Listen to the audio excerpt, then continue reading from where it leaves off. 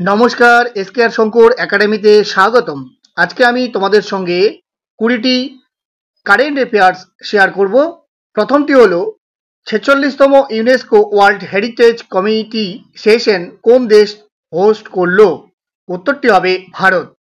National medical কমিশনের chairperson পদে কে নিযুক্ত হলেন? Doctor B N. গঙ্গাধর। প্রথম কে সরস্বতী আম্মা অ্যাওয়ার্ড কোন লেখিকা পেলেন? উত্তরটি হবে পি গীতা।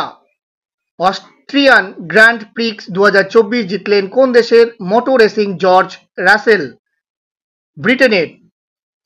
ডিক স্কুফ কোন দেশের প্রধানমন্ত্রী হিসাবে নির্বাচিত হলেন? নেদারল্যান্ডসের।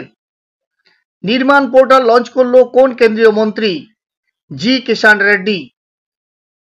Locarno film festival career award পাচ্ছেন কে? Shahrukh Khan. Student visa fee $700 থেকে বাড়িয়ে $1600 কোন দেশ করল? অস্ট্রেলিয়া। প্রথম ভারতীয় অলরাউন্ডার হিসাবে আইসিসি টি-20 শীর্ষস্থান অর্জন করলেন কে? Hardik Pandya.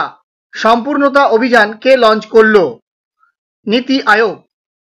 Lab 45 AI platform launch করলো কোন কোম্পানি? উইপ্রো। 18তম লোকসভার প্রথম অধিবেশন কবে থেকে শুরু হয়েছে? 24শে জুন থেকে। Federation of Indian chambers of commerce and industry অর্থাৎ ফিক্কি এর ডিরেক্টর জেনারেল কে হলেন? জ্যোতি ভিজ।